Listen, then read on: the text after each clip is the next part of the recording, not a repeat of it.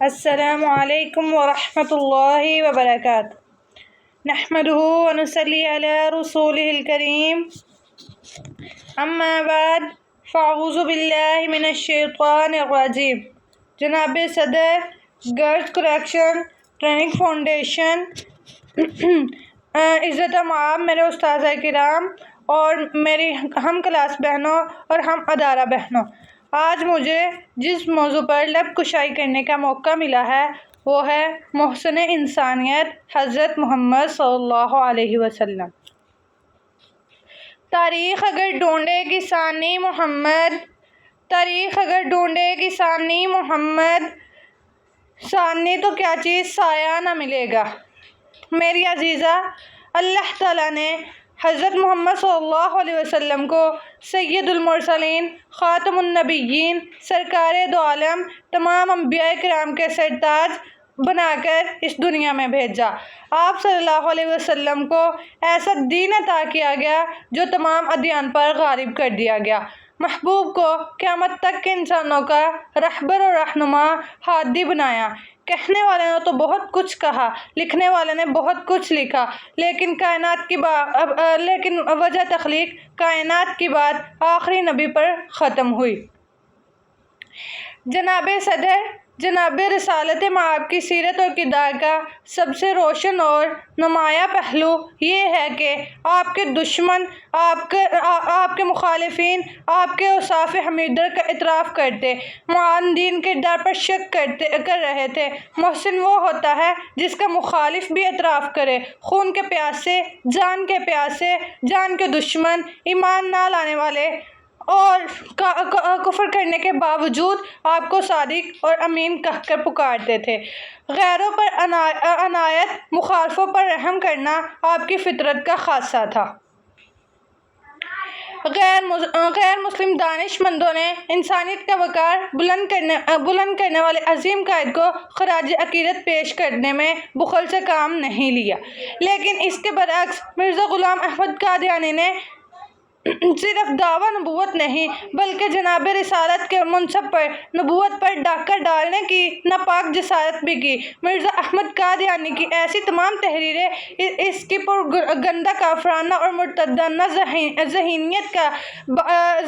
ذہنیت کے ثبوت میں زبانیں گزارے جائیں گے، مگر قادیانی پر لعنت کا سلسلہ جاری رہے گا انشاءاللہ۔ محمد کے تقدس پر زبانیں جو نکالیں گے، محمد کے تقدس پر زبانیں جو نکالیں گے، خدا کے حکم سے ایسی زبانیں کھینچ ڈالیں گے۔ کہاں رفعت محمد کی، کہاں تیری حقیقت ہے، شرارت ہی شرارت ہے، بس تیری بے چین فطرت ہے۔ میری بہنوں، ختم نبوت کے باغی کہتے ہیں نبوت کا ختم ہونا رحمت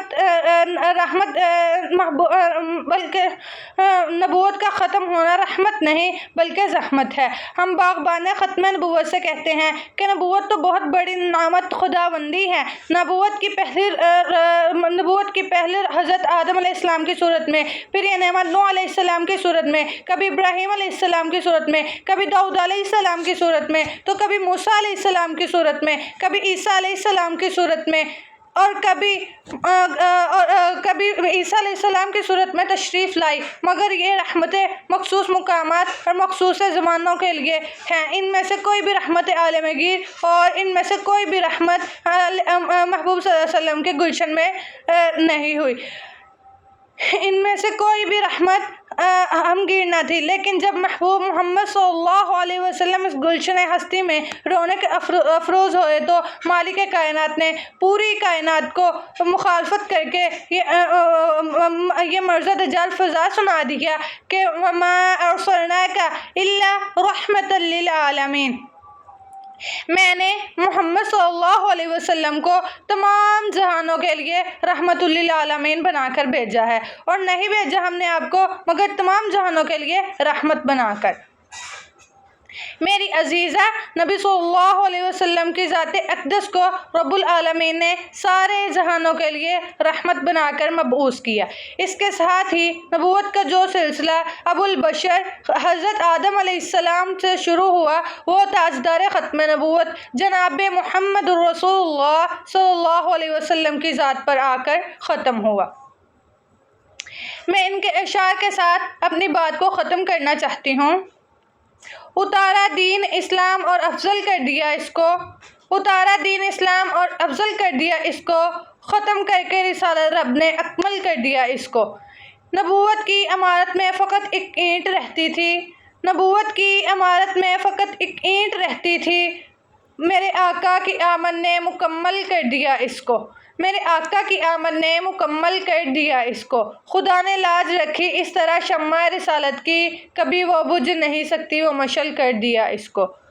وما علینا الا البلاغ المبین۔